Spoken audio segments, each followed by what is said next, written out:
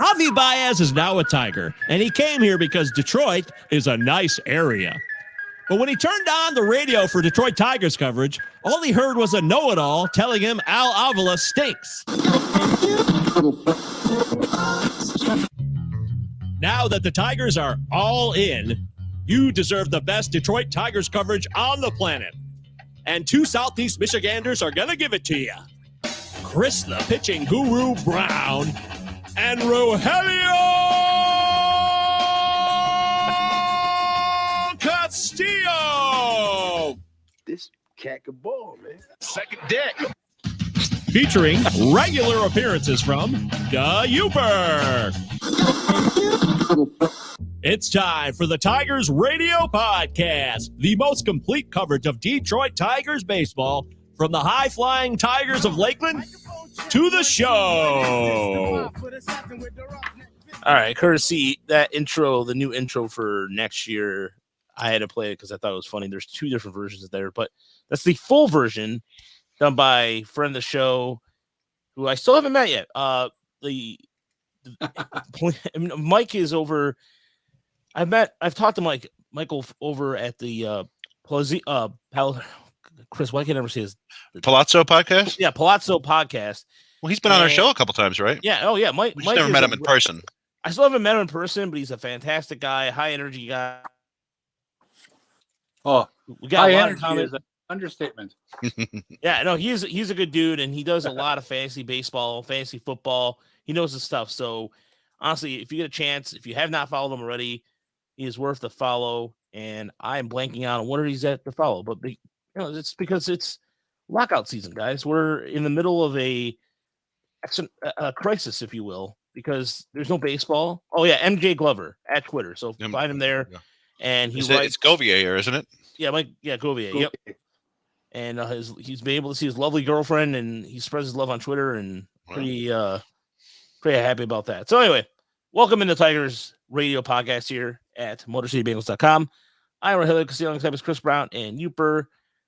Find us on iTunes, Spotify, iHeartMedia, and Stitcher. And I wanted to plug a couple things. First and foremost, go to the Tiger Mining Report shop. We had a couple orders, so thank you, whoever it was. And you have free shipping with the promo code WINTER21, number 21, and get your order before Christmas. So if you want a minor league shirt, got them half off, $15. I think the hoodie for $30. And we're still finding a location a place to donate the money. All the money, again, we're probably perhaps in the Oxford GoFundMe's, but there's a lot of those ones out there we have to make sure of.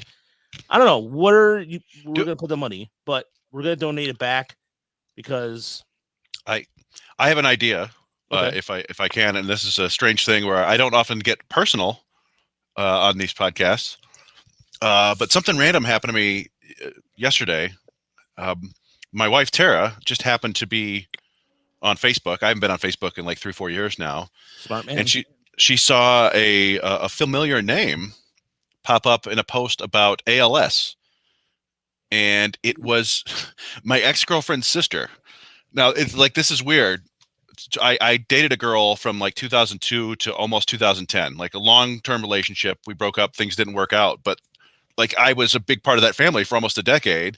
And then, when things fall apart, you kind of disassociate yourself with everybody.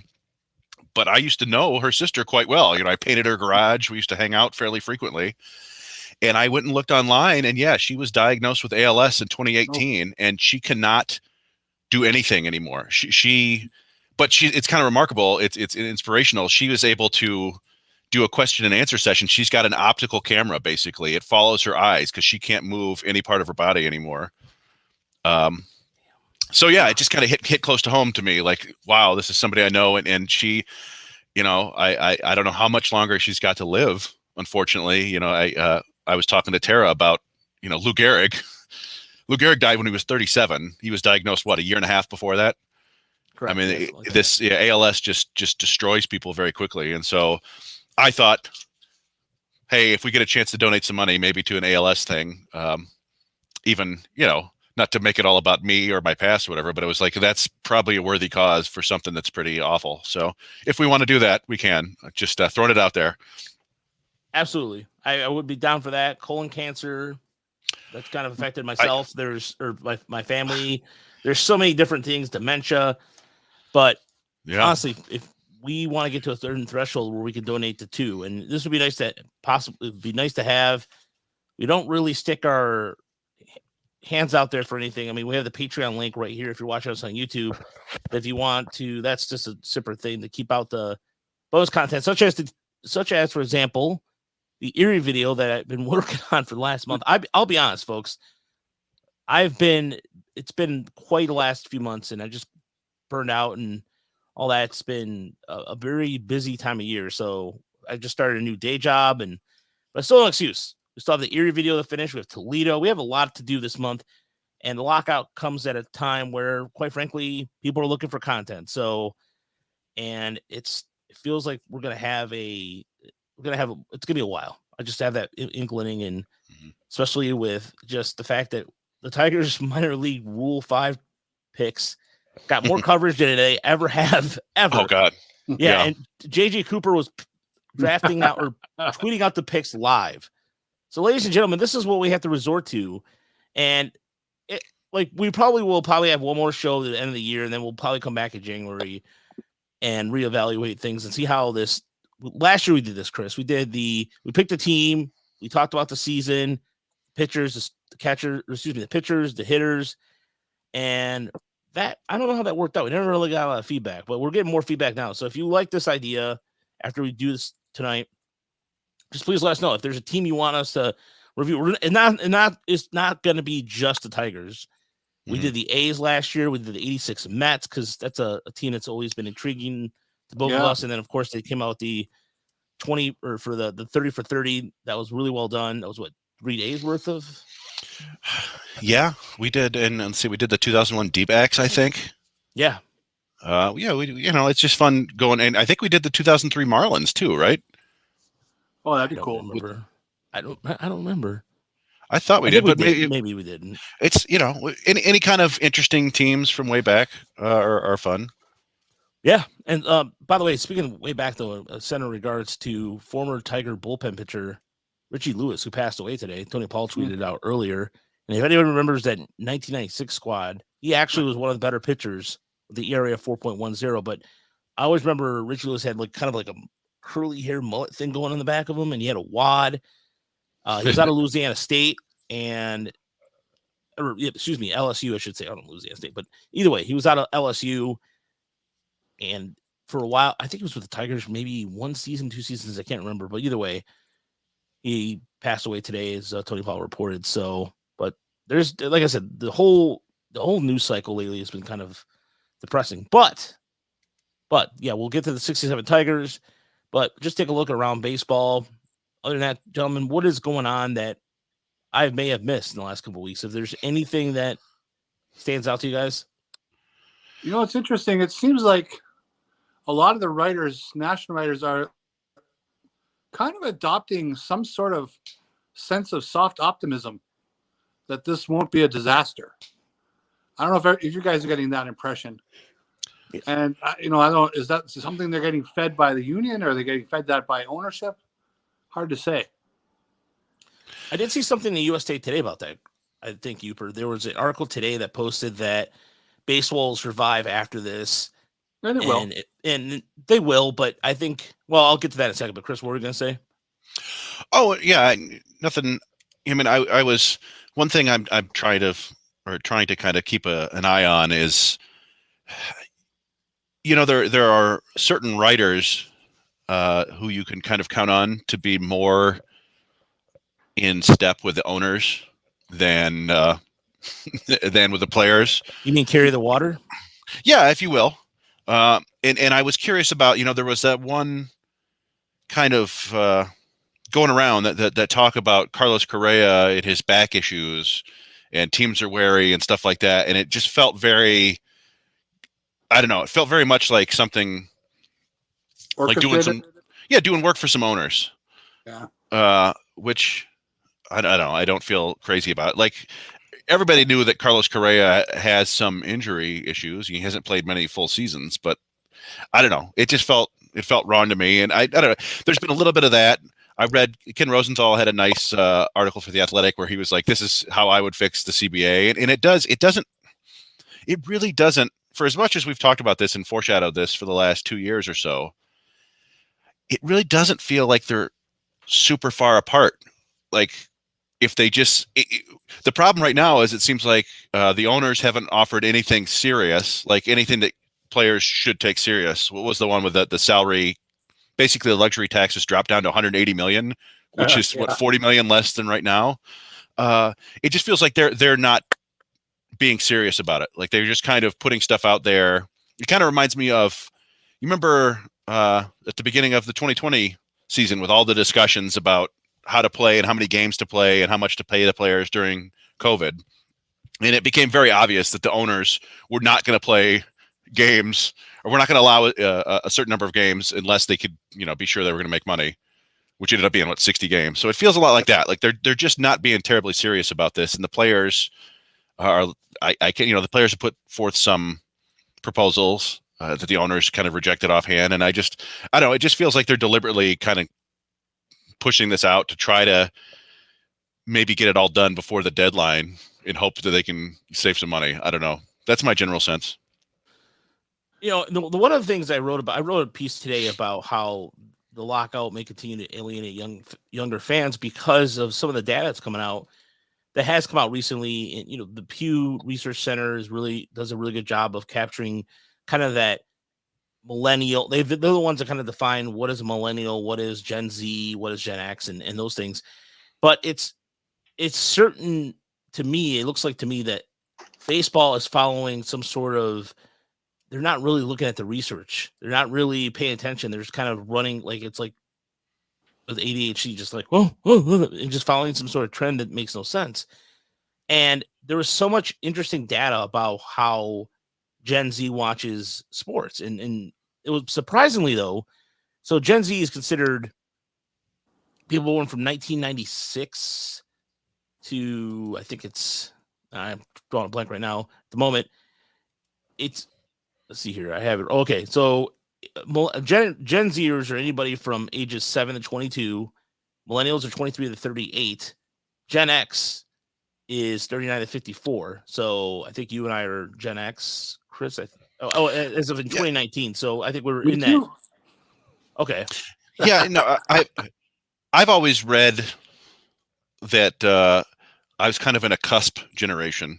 I've heard it called Generation Catalano, named after Jordan Catalano, I guess, from My So-Called Life.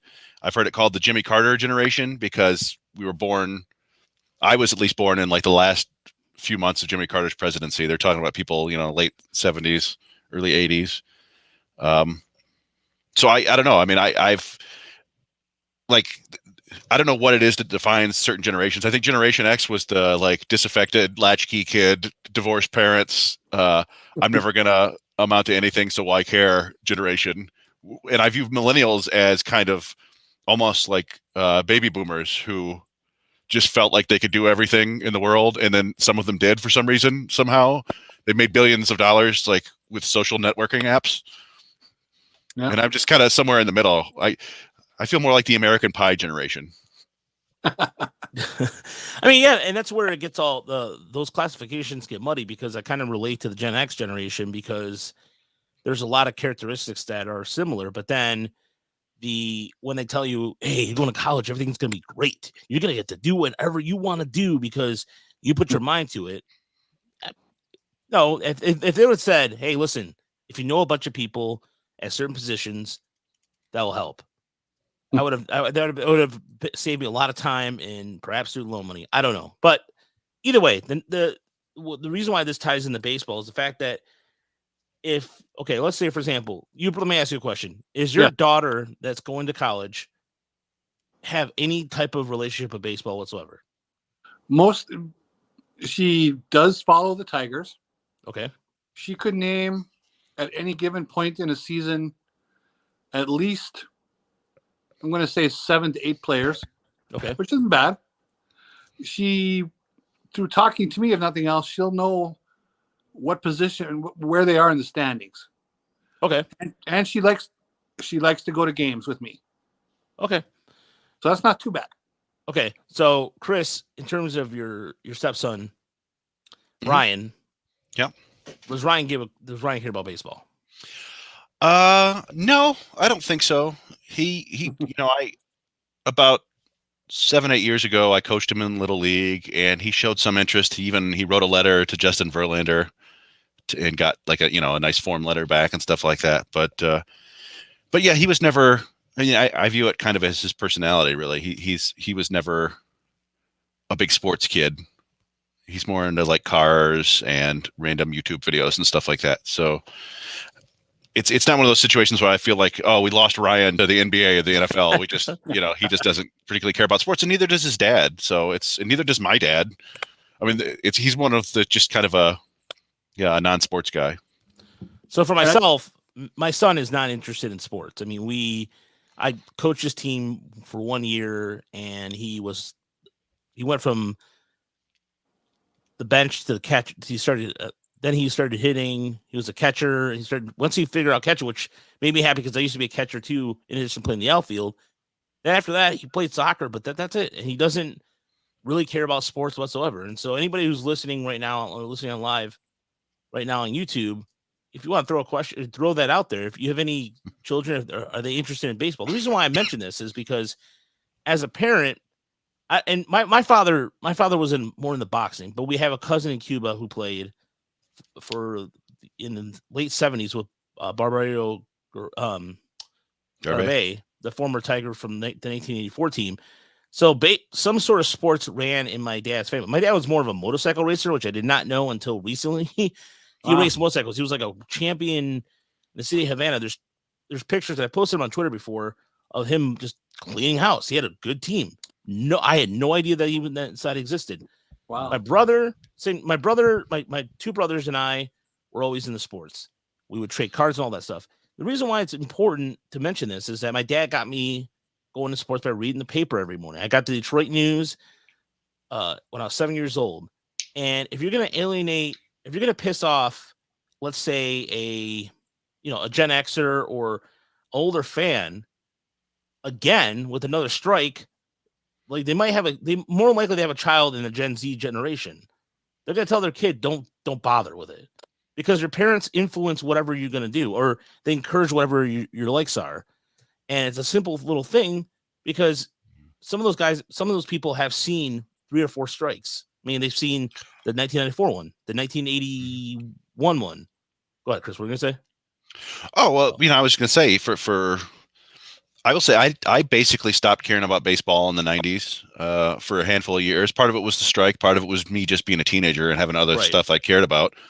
And I was a huge baseball fan from like the age of 7 to 11 or 12. Collected baseball cards, watched every game, all that stuff. And it just kind of went away.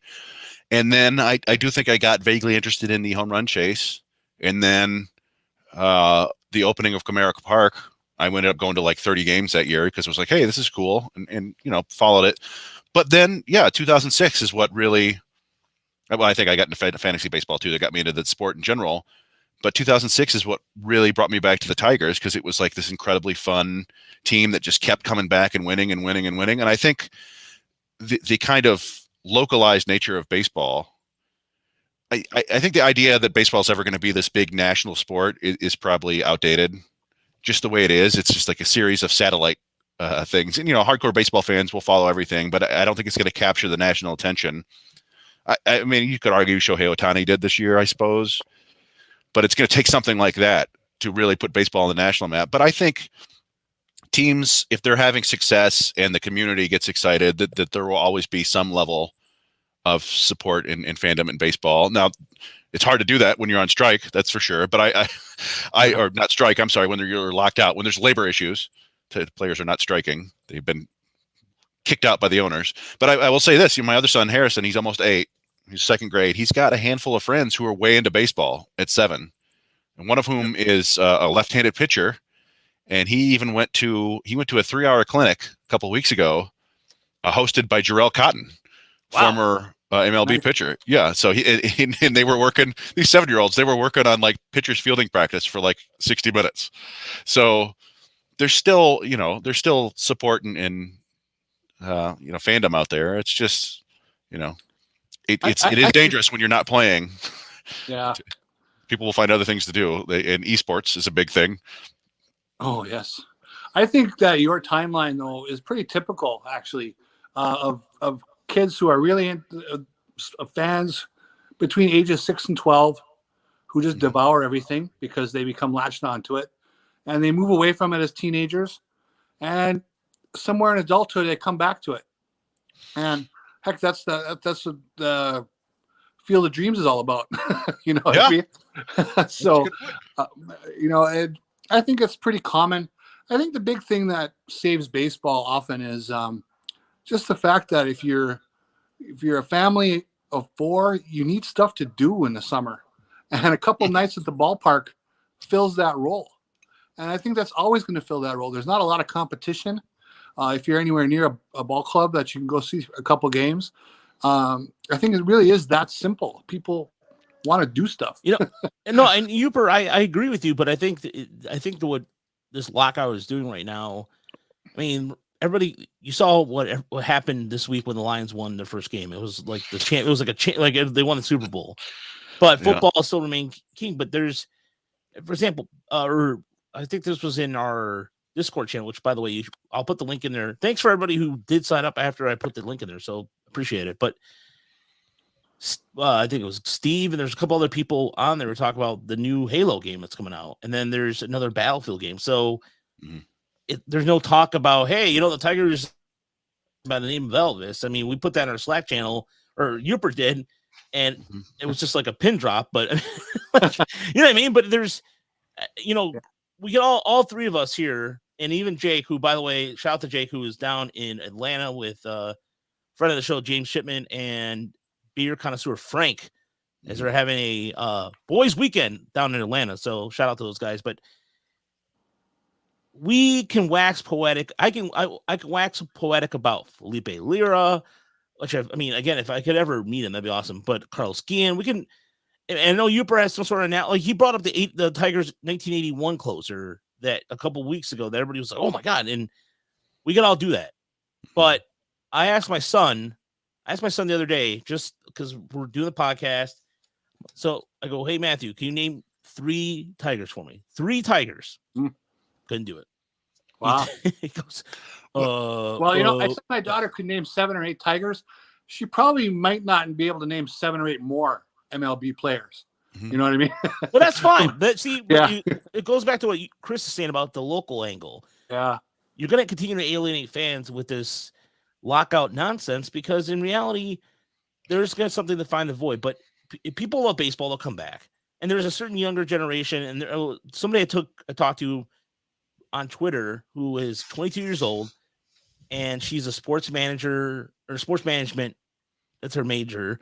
And she talks to football players, and she said that the only person they could name was Miguel Cabrera, and they don't really have that kind of discussion for baseball. But we saw this over the summer, Chris. We saw that younger generation at the ball games. They're under 25 that really get into it. Then I think there's like a certain between our age group, Chris. I don't know. There's a slight drop off, but the point is, fix it, make games even streamier. Well, like again, the blackout. That's the part that I don't understand. Is the blackout rules and Yooper, you can't watch 5 teams. 6 teams, and there's no baseball in Iowa. There's no Major League Baseball. That makes no sense. None. Never has. And never will either. And so they keep saying they're going to fix it, and they never even bull. Yeah. So that's why in this way this lockout's frustrating because there's more issues just than the owners just trying to get money. And also trying to stick it to the players because let's face it, that's what they're trying to do. It's just they have to start making some sort of the film room idea is good, but make more leeway, make some more interesting things. By the way, have you been to the film room since the lockout? No. Yeah, there's 6 videos there, and it's all like it's all discussing stuff. They don't have players anywhere. Players don't exist anymore. That's why I was able to put together that Javier Baez, his 10 longest home runs. I had to use some nefarious methods to do that because you can't find the videos online anymore, or at least on the film room. Oh, what the? It's like here's an interview with Bob Costas. Oh It's man. yeah, I mean it's one of the like the corniest, and I understand like there are theoretically legal reasons for it and all that stuff, but it just feels so lame, and they were like they were ready to remove all player images and videos and all that stuff like at the drop of a hat. It was Yep, they pressed that button overnight. Boom. yeah, it was they were definitely ready to do that. There you go, exciting. Hey, yeah, some Hall of Fame stuff. That's fun. Yeah, you know what? Let's not. That's like 3 times as many videos as there were the other night. So there's nothing wrong. Like let me clear something up too. Olivia. Olivia? Did I say that right? Olivia. Yeah, thank you. Tony Oliva. Gosh darn it. All right. Congratulations to him and Michigan native, Holland native Jim Catt, who pitched for quite a long time, but then Dick Allen didn't get in, and was it the Mina Minoso didn't get in either, and that's kind of. No, I thought Minoso got in. Oh, did he get in? He's in. Yeah. Okay. All right. Okay. Then still sucks about Dick Allen, who passed away a couple years ago, and he's not getting in. But this is fine, but it's also, it is kind of weird when you go to the rosters, and this is something I noticed it when I woke up the other morning. I woke up the first day it happened. I was like, oh, okay, well, let's see how the rosters look. Coaches. Yeah. They all have. You can't show their faces. It is just all very, very silly and feels childish. Yeah. Well, like I said, I understand. Well, I understand that there are like they don't want to. I mean, theoretically, the players could sue them or whatever for profiting or off their images and things like that. Right. But it feels very silly. Like I'm taking my ball and going. Huh. Yeah. I don't know. Well, and like we were saying, man. So there have been periods in my life. In like the early 90s, I got way into hockey. And then throughout most of the late 90s and early 2000s, I was into hockey because the Red Wings were incredibly good. And then there were 2 work stoppages within like a 5-year span, I think. And I was like, well, I don't care enough to like you go through this. And then the Red Wings got really bad. Yeah. And that's like, having bad baseball teams for a long time is a great way to lose fans too. And I've just now started getting back to the Red Wings, and I can like last year before, I couldn't name 3 players on the team, maybe 2 or 3, but now they've got 2 really exciting young rookies, maybe 3 if you count the goaltender, and Dylan Larkin looks like a good young captain. And they look like a fun team, and suddenly I care again. And it's not that I'm a huge hockey fan. I don't know about any other hockey teams, but it's a local team that's got good young exciting players, and so that's a good way to get my attention. And I think there's probably a fair amount of people like that with baseball as well. Maybe somebody who is like us to hockey, hardcore hockey fans, and will gradually, occasionally pay attention to baseball. But now that, we might see Riley Green and Spencer Torkelson, and you got Akil Baddoo and Casey Mize and Tarek Skubal, like, hey, this is a fun young team. I'm going to start watching. So, yeah, I don't know. It hurts. It hurts if they're going to stay locked out. That's for sure. Yeah, there's no. And we've been able to check out Michigan winning the Big Ten championship last week, and there's been some really cool developments. Actually, and even the Pistons have been kind of in an interesting state because. Well, not to interrupt you. A couple things. First of all, apparently Rutgers beat number 1 Purdue tonight. Whoa, really? In college basketball, but we often compared last year's Pistons team sucked. But they were still really fun to watch because they had a bunch of young players and they were in a lot of tight games. Okay. And our buddy Mark Gorash said, last year's Pistons, he had a really great line about it. He said, last year's Pistons team was super fun to watch. And they went out and they drafted Cade Cunningham, who was super fun to watch. And this year, they're absolutely horrible to watch as a team. And it's true. For whatever, they're the worst team in the NBA right now. And I had this sneaking feeling that something might happen with the Tigers this year, kind of like that. Like all the young players we're getting excited about last year, it's entirely possible that they could all regress a little bit or just kind of stagnate for a year. It happens in baseball. There's not always a linear progression right to the championship. And it wouldn't shock me if the Tigers actually win fewer games in 2022 than they did last year, while still being possibly a better team. Very, very possible. Yeah, and I don't understand why the idea of suggesting getting another outfielder is just totally 100%. There's a lot of fans out there like, no, we have enough outfielders. Well, and you got that question from Night Owl right there. Yeah, we can touch on it if you want. Yeah, go ahead. Well, he said, Night Owl 1978. He said, "Hey there, guys. So who do we sign when the lockout is over?" Now we've kind of discussed this a little bit in previous episodes, but one of the things that was interesting is Dan Szymborski's Zips projections came out today on Fangraphs, and there's a bunch of cool stuff. Dan's great; he does fun writing and all that stuff. The projections are usually fun, and he was saying that the offense looks surprisingly strong next year, and the pitching looks solid. But when you get to the bullpen, it's a disaster. Basically, is what his projections say, and I think we all suspect they're going to get one more starter, whether it's somebody who's worth a multi-year contract, probably not. But we've discussed many times like a Willie Peralta type. But I do also think that they're going to try to add a bullpen arm. I know, Rogelio, you've often talked about going out and getting a lefty reliever. So I don't know if there's anybody.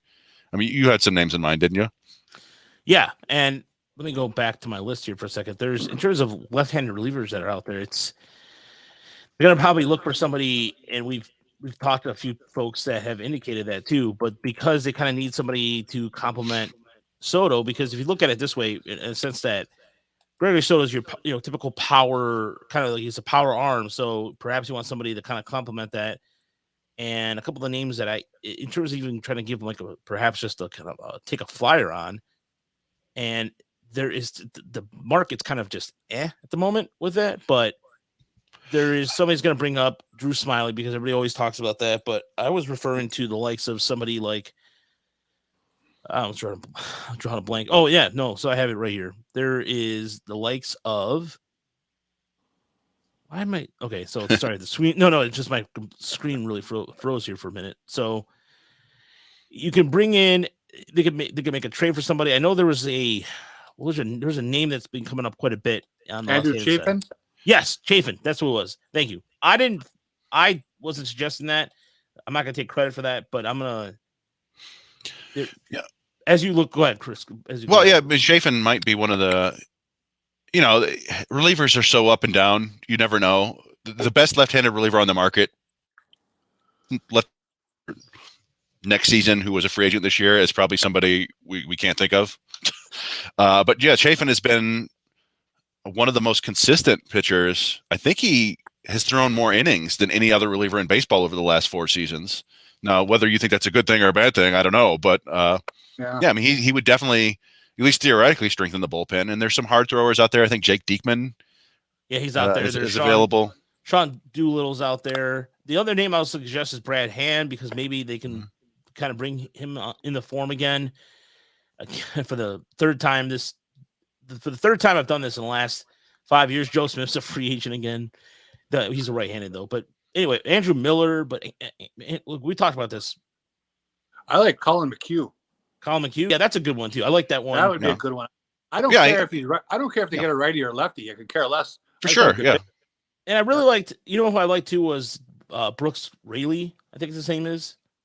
But I think he went to Tampa, right? Tampa. Yeah. One of my favorite.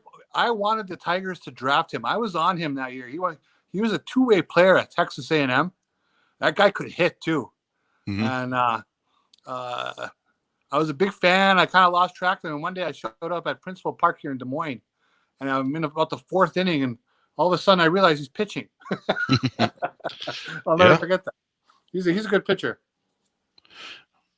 Yeah, well, I mean, that's not to switch subjects, but we touched on the minor league Rule 5 draft, minor league portion of the Rule 5 draft, and the first guy the Tigers took was a converted outfielder who just happens to be able to throw like 100. So, sometimes those two-way players, they can surprise you. Yep. Yeah. Speaking of that, I'm hopeful. We get back to our question from the listener. They should add wherever they can.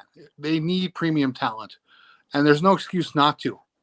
Where their payroll is, they can afford any player on the market right now. Mm-hmm.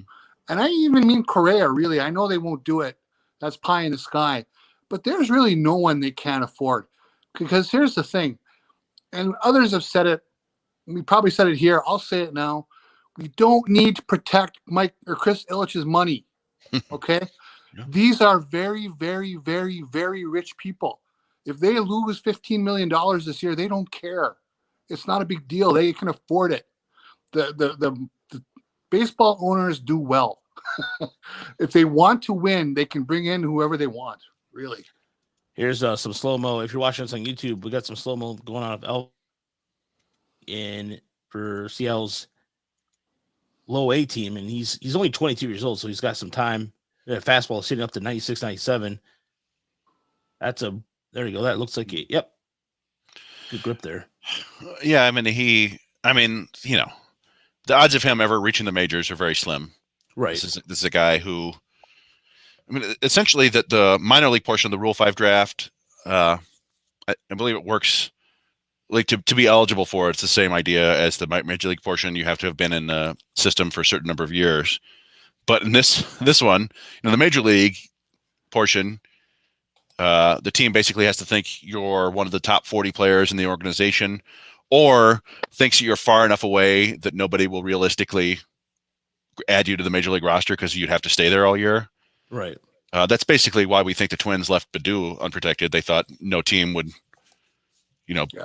use their pick on a guy who'd barely played in high A. Joke's on you, Minnesota.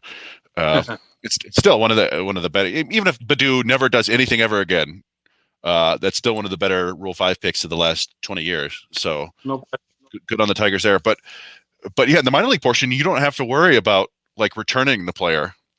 So to get taken in the minor league portion of the Rule 5 draft, you have to not be on the major league 40-man roster and not be on the 38-man roster, AAA roster the team put out there. So generally speaking, that organization doesn't think that you're one of their best 78 players. So it's pretty rare for guys taken in the minor league portion to reach the majors even, although it does happen. Justin Bohr famously did it a couple years ago, I think, for the Marlins, had a couple pretty good years. And there was a kid last year who ended up going and pitching under the bullpen for Arizona, Tyler something, ended up being pretty solid. So, Elvis Alvarado, no hitter, is he? He might have been. I think he might have been. Nick Kuza, by the way, who has a really cool Instagram that shows, wow, that was a nice pitch, that has his kind of story and how there's one video he posted where he's showing he's striking out first round guys, and he's pretty confident. He's worked on his game quite a bit. Both Elvis and Nick have one thing in common, and that means they both have high walk rates, and so, but they have two pitches that the Tigers can definitely work with, and so that, again, I know that during the lockout we might analyze this a little more than normal, but still, if you look at the grand scheme of things, Chris, and we talked about this last year, the Tigers didn't really have a lot of bullpen depth across the minor leagues. Well, that's a nice pitch there, too. Yeah, the kid they got from San Diego, it would not shock me if he makes the majors, even this year at some point. It's a good arm, and he's decent stats. Like you said, he walked a ton of guys, but his ERA was respectable in AA and AAA, I believe. And he struck out a lot of people. So you never know. Guys with live arms, you take a chance on them. Did you see that pitch there? Man, that's sick. Yeah. If you throw hard, you're going to get chances. It's kind of like, it's like you throw hard, you're basically like M. Night Shyamalan or whatever, the film director. Like he made a movie he made one movie that made just an absolute ton of money. Yeah. Maybe he's not the best example because he's made, a couple other movies that made money. What about Carson Fulmer, who got drafted by the Dodgers? That's great. Carson Fulmer has been given, he was a top 10 pick by the White Sox, was no good. He's moved around. He was on the Tigers briefly. We saw him in the minors last year with the Reds, right? He just keeps getting chances because he could still throw fairly hard. He's got a decent splitter, I think. But yeah, it's like if you've got a good arm, somebody's going to keep trying. And we know with bullpen guys, you never know. Like one of the arms I was just looking at, Fangraph's list of relief prospect or available relievers. Ryan Tepera, the White Sox. He's like 34. Let's see, how old is he? Yeah, 34. At age 33, just had the best season of his career by far, and he's out there. You never know. Maybe one of these guys they go out and grab turns into something. It's you take a gamble on the arm and hope you can figure out the rest. Yeah, I mean, and there's a certain thing that I think what the Tigers have in place right now in terms of among their organizational pitching philosophies. I think we're going to see more of that this year. And the Tigers hired another LA Dodger gentleman, Chris. I forgot his. Yeah, it's hard to keep track of them all, and we don't really know exactly what his role is going to be. He's basically coached at every level over the last 10, 15 years, and was with the Dodgers since 2017. Sounds right. Yeah, but yeah, I mean, they are really. It's not unlike what you see in other sports. You know, the New England Patriots have all sorts of success, so everyone keeps taking their coaches and their all that stuff. It never works, but it's what is imitation is the sincerest form of flattery. That the Dodgers are the best player development, drafting development organization in baseball, so the Tigers are trying to copy them and trying to get guys who know what they do. So I can't complain about that. We'll see how it works in the next few years, but every time I hire somebody from the Dodgers, I go, "Hey, smart hire." I don't know. It works for me. Yeah, and so and again, it's one of those things where I firmly believe that if you take what you can in terms of what are good organizations doing, what is their formula? Take some of that formula and make it in your own, make it in your own Tiger potion or whatever the case may be. So delicious. Well, I will say, I don't know. We were touching on this. We got another question from Deadly Ninja Bees. I don't know if you saw that. Oh no, I didn't see that. It's touching on what we were talking about. So I'll throw it out there. He said that I see the Rule 5 picks are both fastball slider guys. Seems the Tigers have drafted a ton of pitchers lately that are known for the slider. Is that an organizational trend or coincidence? I like to think it's an organizational trend. I don't know about you, Yooper, but I look at it as, look, for example, last year with Tyler Alexander, they maximized his best pitch, his cut fastball, and then someone else to complement that. So it could be a philosophy change where they are looking at, okay, your changeup gets lit up. Just throw these two pitches and that's it, and not worry about a third pitch.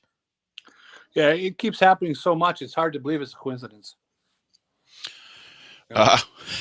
Well, that's where I will be a little bit contradictory here.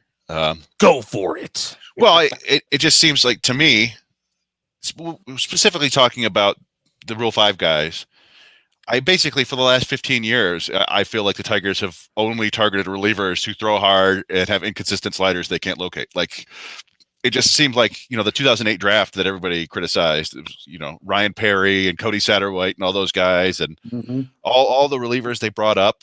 I mean, Al Albuquerque had a ridiculous slider that worked. I mean, that was the platonic ideal of that type of pitcher, but like Brian Villarreal and Lester Oliveros and Jose Ortega and all these dudes who you threw in the mid-90s and had a slider that would occasionally look good, but most of the time just hung over the middle of the plate.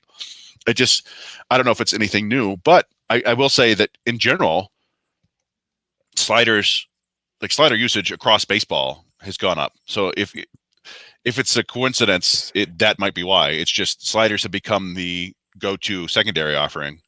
And it's partially, supposedly it's easier to throw them than it is a curveball, at least easier to locate.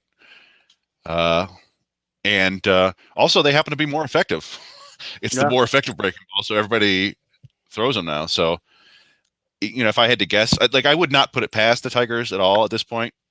I'm comfortable enough now with Federer and what they're doing there to say, like, hey, they might have some ideas and some ways to work on this. But I think at this point, it's probably just they're going after guys who throw hard, and the guys who throw hard tend to have a slider rather than a curve.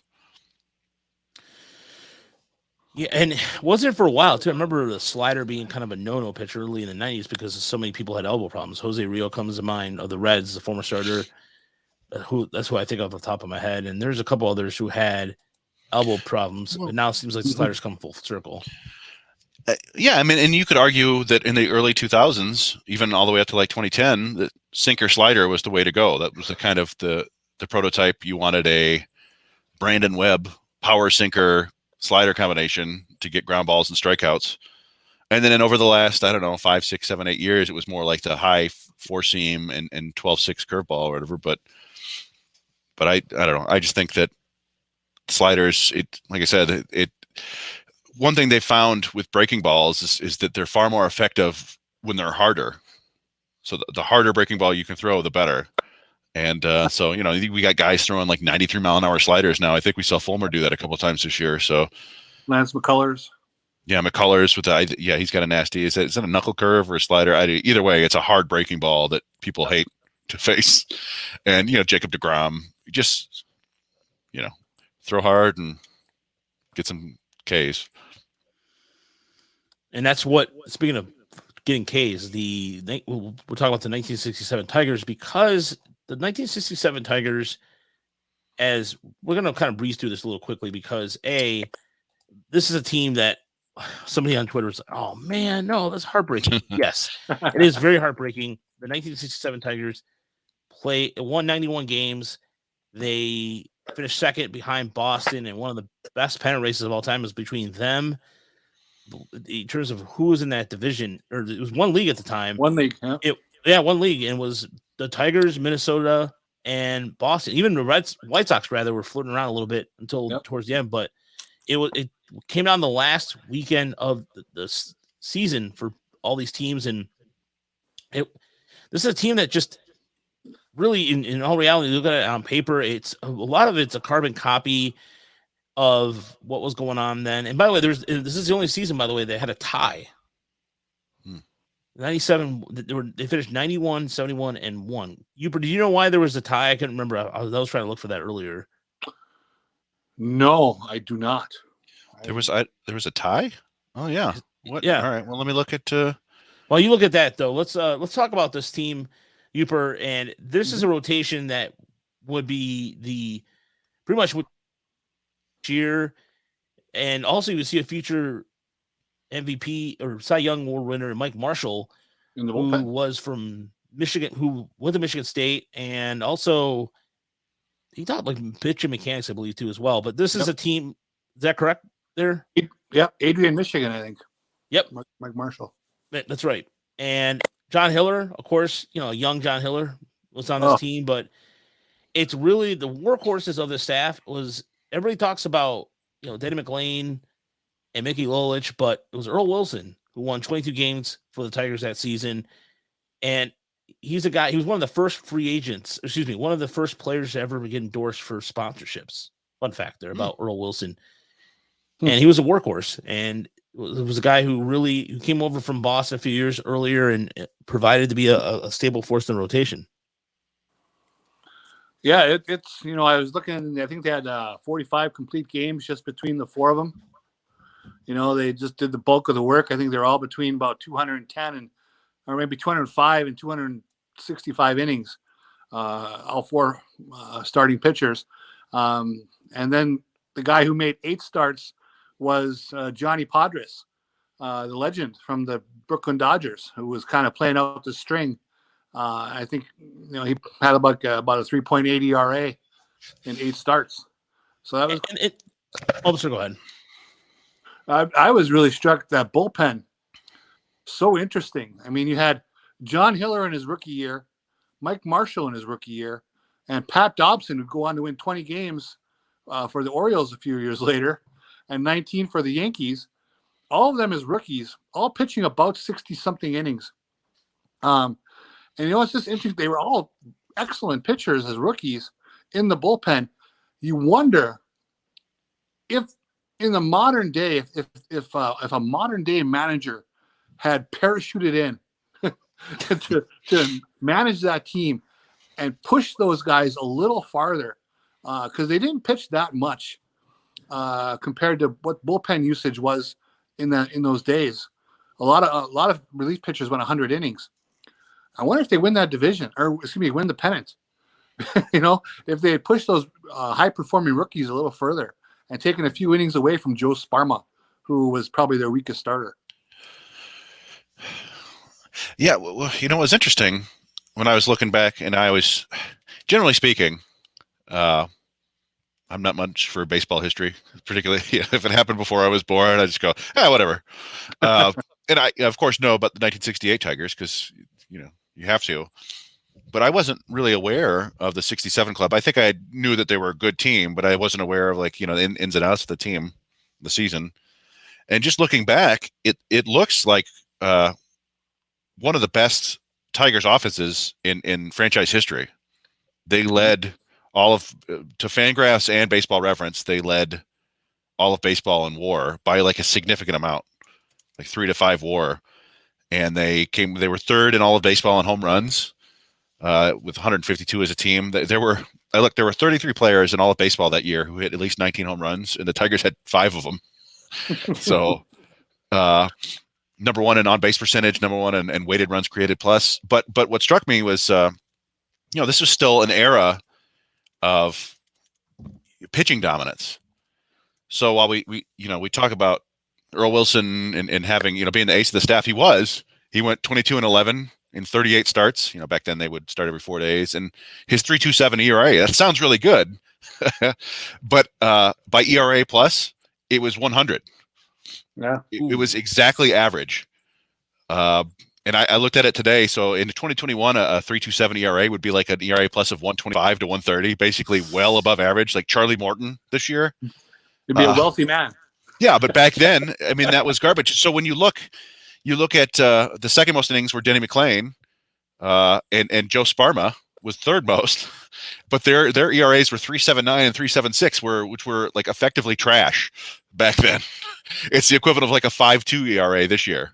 So I mean, it still looks good, but they were really, I think the starting pitching is kind of what held them back that year.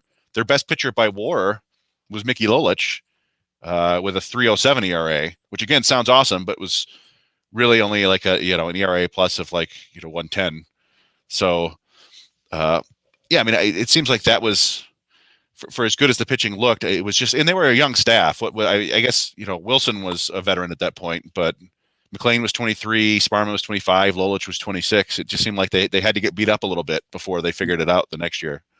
Yeah, and the lineup is also very much a lineup of its time.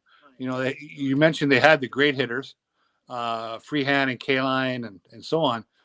But then they had the automatic outs. I mean, the automatic out at short, automatic out at center field, pretty soft out at third base. That was pretty typical of the time too. A lot of lineups were constructed that way. When you look at Ray Euler and Mickey Stanley. Yeah, and Don Wart, like it was. I was looking at that too. Yeah, they had basically 6 hitters in their regular lineup who were either good or great, and then they had 3 complete. I guess Don Wart was close to average.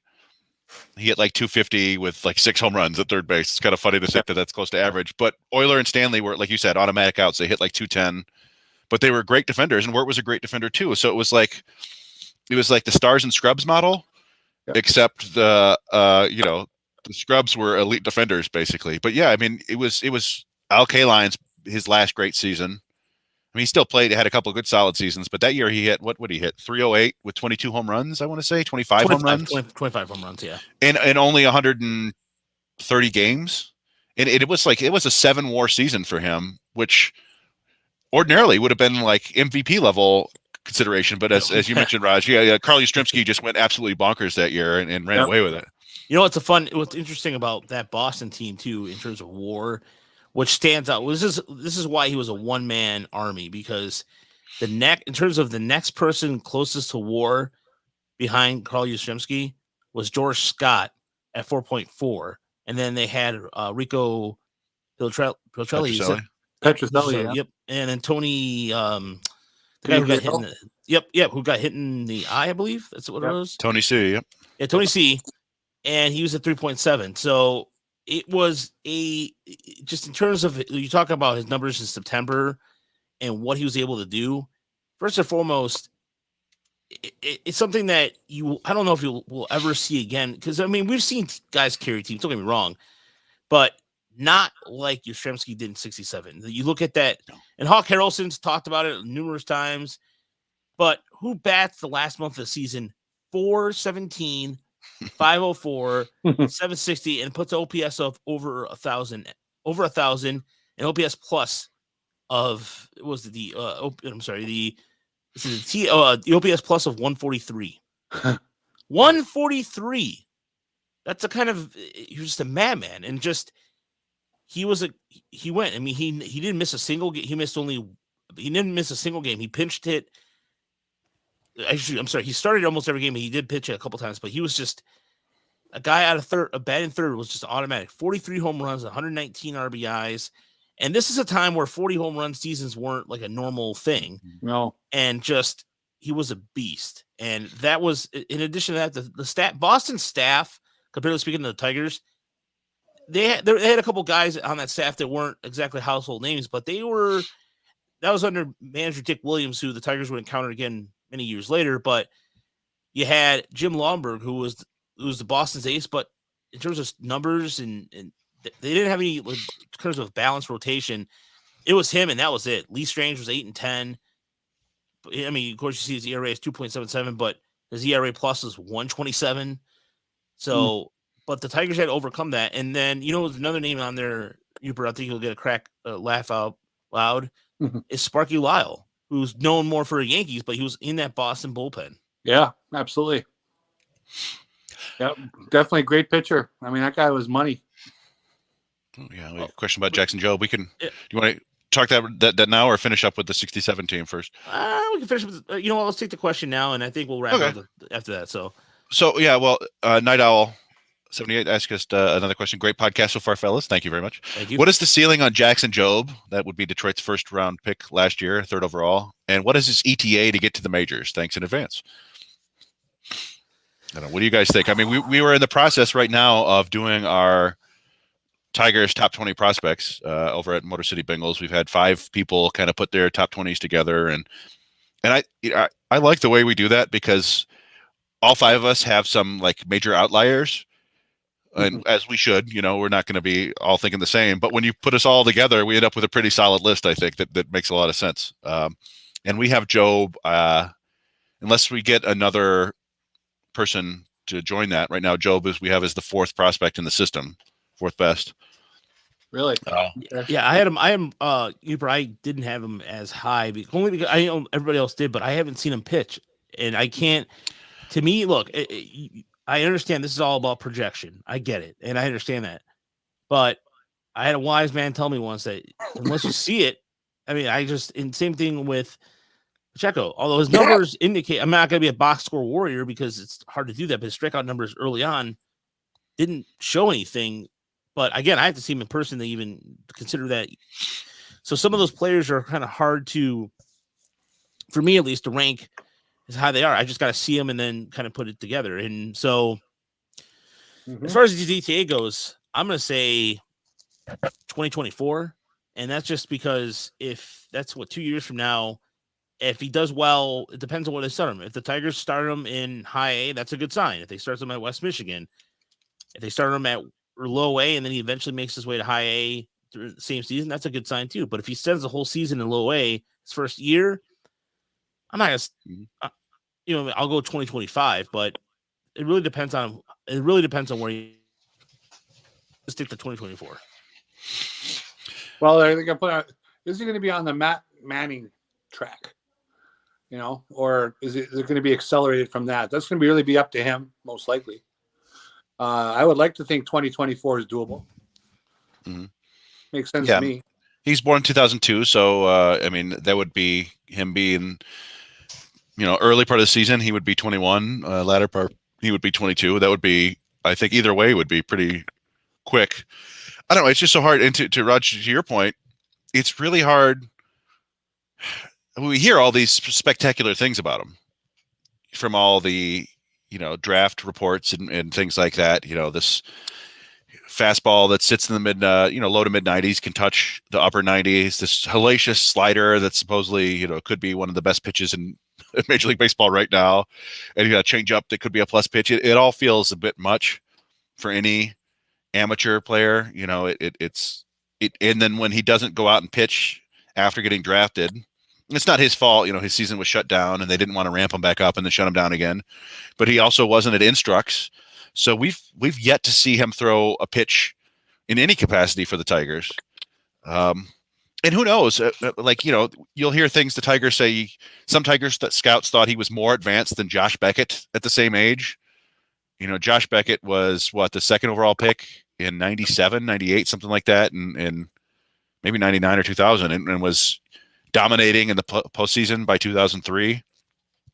Again, that all feels like a bit much, but if what they're saying about his true talent is true, then you're talking about a guy with a legitimate number one starter ceiling. I would never put a likelihood on that on anybody like that. There's, I'm one of those people who views thinks there's only a handful of really true aces in baseball at any one time. Mm-hmm. And that's kind of what we thought. Like you said, was kind of the Matt Manning. Matt Manning has everything, or at least we thought he had everything to be a potential frontline starter. And then, he got to AAA and it was, run into a brick wall. And so, I'd love to say that Jackson Job's a future number 2 starter, but I have no idea. He might, and I do have an article about this coming out relatively soon. He might flame out. He might become a bullpen guy. He could be a back end starter. He could be a frontline starter. There's 1,000 different things that could happen. Could get hurt. I mean, so Rick Porcello was one of the fastest moving pitchers in recent history for a draft pick. The Tigers drafted him, 27th overall. He didn't pitch the year he signed. Went out the next year, skipped right over low A, pitched a full season in a high A, and then skipped over double A and triple A and went right to the majors and basically never left. I mean, he went back down to triple A for a handful of starts, I think, in his second season. Yep. But that's like the far extreme for one pitcher. And on the other end is for a high school arm, it's guys like Matt Manning and Bo Burrows, where they kind of scrape their way through the minors and eventually make it, and then you don't know. So I don't know. I it's nice to dream about him being an awesome pitcher, but it's just way too soon. Especially, like I said, I would love to see how he does against some minor league talent and kind of go from there. But I mean, go ahead, Yooper. It'll be interesting with the new CBA. How quick are they going to progress to free agency and all that kind of stuff? How quickly do you want to get someone into the majors? That could play into it too. You never know. Yeah, there's a lot of different aspects of that. Because he'll be, he's going to be almost 20 when he's starting to pitch next year. I mean, his birthday's in July, so he'll be 19 for a few months and then turn 20 in his first year of pro pitching. But so yeah, I mean, that's a good question. So we haven't talked about Jackson Jobe in a while, so that's fun to talk about. I did want to.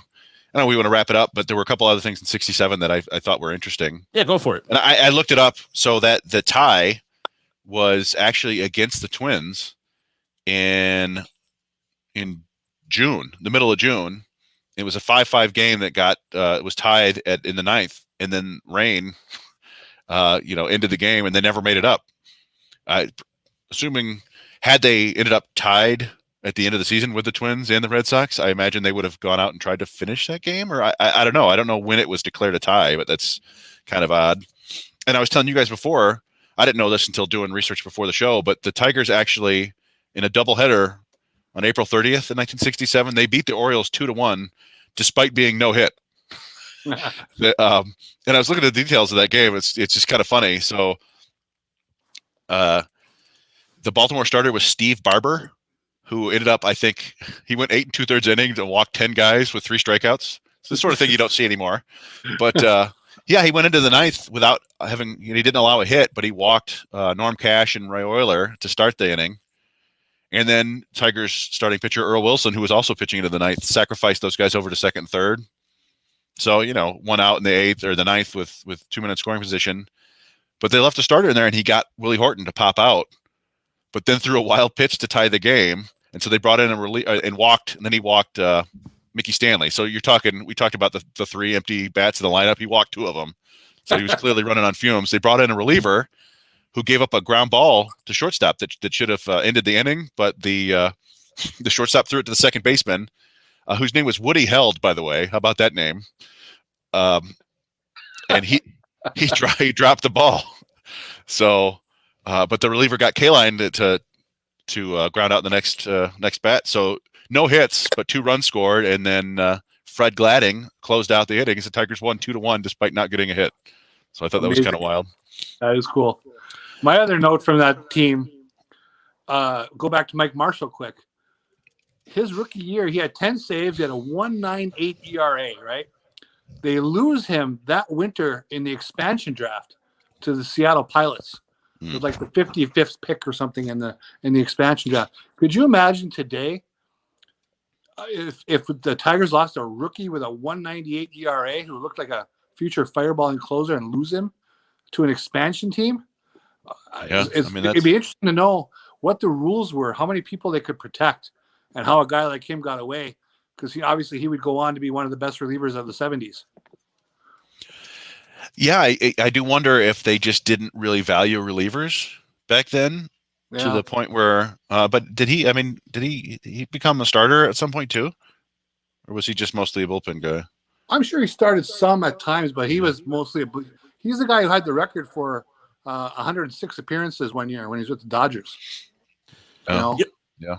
What I found interesting too about the end of the season was how they got screwed by the Angels, which seems to be a theme with the Tigers throughout history. The California Angels were one of the worst teams in the American League at the time, but they went out there and they came back after a game in the second game of a doubleheader where the Tigers were up convincingly, and they came back and won 8-6, and that kind of really broke back a little bit for the Tigers. And for game 2 of that, it was just in terms of what they were able to do on the last day of the regular season, though, was that, of course, this is a controversial what happened here on September 18th when Danny Mclean reported that he had severely injured his 2 toes, and he fell asleep at home and he stubbed his toes when he got up to deal with raccoons. And this is according to Saber too. There's a good story on this on Saber.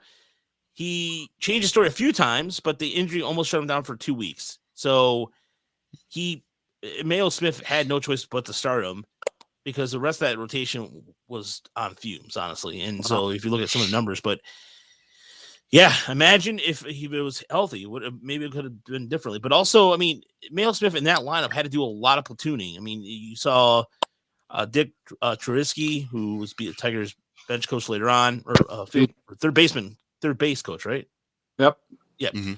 And then, they between Northrup and Stanley splitting time at center, Mclean did a hell of a job with what was given to him. As you guys were talking about the guaranteed outs and what have you, and the home run power, really, it was the kind of the beginning of that 3-run, like was it Earl Weaver say, just kind of like the 3-run homer, kind of philosophy, but not perhaps with the Tigers need a little more boppers in the lineup, but you know what I mean, like just. Well, they had Eddie Matthews there too. Yeah, it's kind of at the tail end of a great career. He had a nice season, so it's quite a lineup. You can see why it portended that good things are coming in '68. We mentioned that the Angels. I have to say it because my hometown, Calumet, Michigan, pitching for the Angels that weekend got a save in one of the games. A guy named George Brunette. He was kind of an MLB baseball vagabond, pitched everywhere in Mexico, Japan, all over the majors. He started a lot of games that year for the Angels, and the Tigers knocked him out of one game. He came back the next day and pitched the 9th, and that was a big win for the Angels, and it hurt the Tigers quite a bit. He pitched against my father often up there. My dad was a good pitcher on the amateur level. And they squared off many times when they were kids. I heard a lot of those stories. So George Brunette was pretty cool. Also holds a pretty cool record. Most jerseys numbers in MLB history. He's tied. He had 15 different numbers over his career. Oh. So. Something you don't hear every day. No, just because like that's, that's a pretty cool stat. I didn't know who would keep track of that. That's fun. Yeah, as I said, I'm not much of a student of baseball history, but I know like the most of the big names from like the big names, the guys who were at statues and so forth. But I was kind of struck by, first of all, Kaline had that great season. Bill Freehan had another excellent season, finished 3rd in the MVP voting in 1967. Imagine a catcher playing 155 games, hitting 282 with 20 homers. And Norm Cash I'd heard of, and Willie Horton, of course, we know. He famously in 67 went out in the middle of the riot in his uniform and stood on his car trying to get people to stop rioting. He couldn't. Nobody could. It's not his fault. It was the deadliest riot in American history until the LA riots in '92. But one, I have to admit, kind of being ignorant about how good of a player Dick Mcauliffe was. Mm.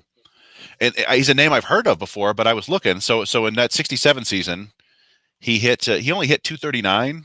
He's very much like a modern player, looking back at his stats.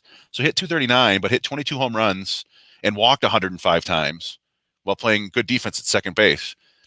And so I looked, and from 1963 to 1970, an 8-year stretch, Dick Mcauliffe put up a 119 WRC plus for hit 136 home runs. He averaged 17 home runs and 75 walks a year, while hitting 250 and playing good defense. Like it kind of feels almost like Ian Kinsler-ish to me, like a really darn good player for a long time that didn't.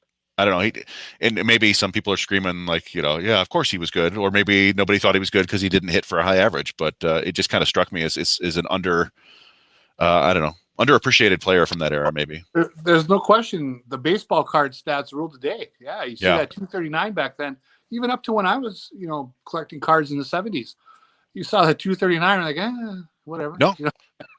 You extend that all the way to the late 90s and early 2000s. Really, it wasn't until the last 15, 20 years or so that people started looking beyond that. But an impressive player that I didn't really know much about.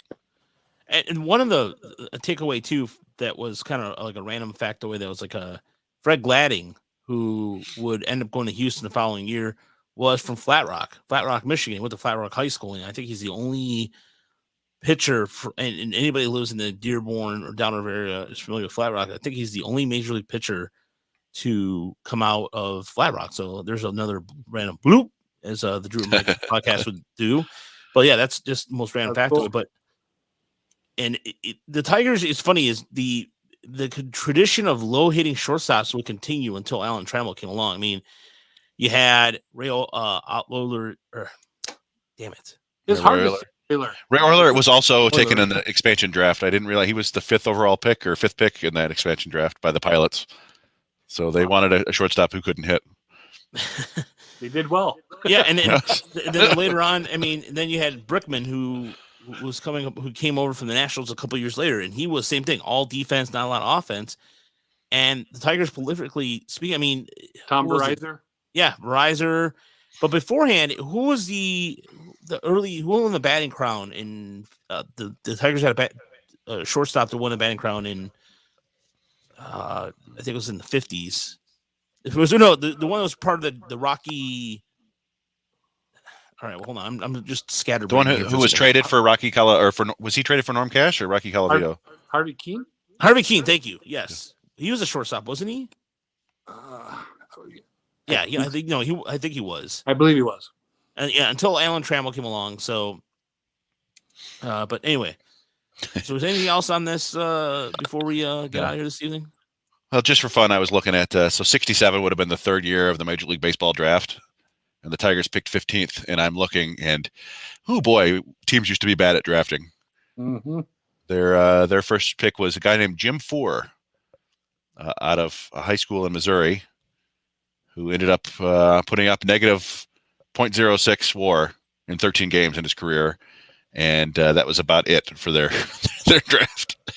They drafted 8 players who made the majors for combined negative 0.9 WAR. It was tough back then. It's hard to scout. You just kind of grab a guy who looks good.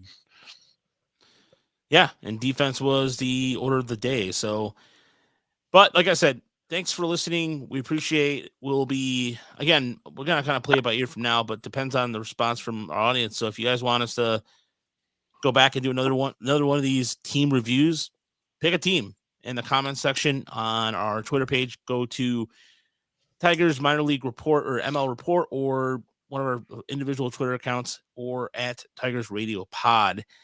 And if you're watching us on YouTube, same thing. Just leave us a comment, let us know. But otherwise, maybe there's some sort of labor. No, I'm just joking. There's not going to be any changes. It's Christmas time, guys. No one's doing any work on Christmas. We may see a minor league signing or two, because you can do that. Yeah, I still think the Tigers should address getting a second baseman or another pitcher to to fill rotation. So that's what I think. Somebody randomly asked me on Twitter about who with Chris Taylor gone, who was like the best utility guy option, and Jonathan VR is still out there. I don't know. He might get a multi-year deal, but he's a guy who would.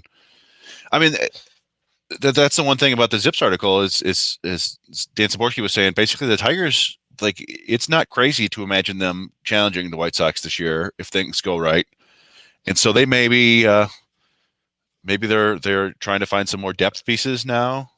And who knows? Maybe they'll be shopping for relievers at the deadline, which will be kind of wild. When's the last time they were actually looking to add at the deadline? Well, it's interesting. The piece I'm writing, I'll tease a little bit right now. The Tigers, there are basically two teams in the Central trying to win. Right? Yeah. Detroit and the White Sox. The other teams really aren't trying to win yet. Yeah. Well, yeah. Cleveland hasn't signed anybody, nor is Kansas City. Nope. But they're going to go bargain bin shopping. That's true. Yeah. That's true. I do think that and you've touched on this for sure, is that the Royals, their young hitting prospects are just about as good, if not better, maybe as good at least as the Tigers' young hitting prospects, and so there's going to be some excitement there. But yeah, to your point, they haven't gone out and spend $200 million on free agents. And if they do add playoff spots this year, and all of a sudden it's 48% of the teams would make the playoffs. I think almost anybody could sneak into the top 48%. Yeah. So no reason why. Yeah, that would be a hoot, man. Anyway, let me. We all can dream, but like I said, probably one more show before the end of the year, more than likely. But like I said, pick your team, whatever topics you want to discuss. I mean, if you guys want do Brown, Castillo, and Yooper go to the movies and maybe watch a movie streaming, which we still haven't done that yet. We still haven't done a event on Discord. Did somebody ask that or what? No, it's just my wife Baseball? suggested that. My wife goes, A "Why don't you guys baseball watch a movie? baseball movie and have everybody like in a chat, like Discord, host on Discord?" I'm like, that's a pretty good idea, but I don't know if there's copyright laws and all that stuff to get into. But either way, we'll talk to you soon. Have a good week, everybody. Good night.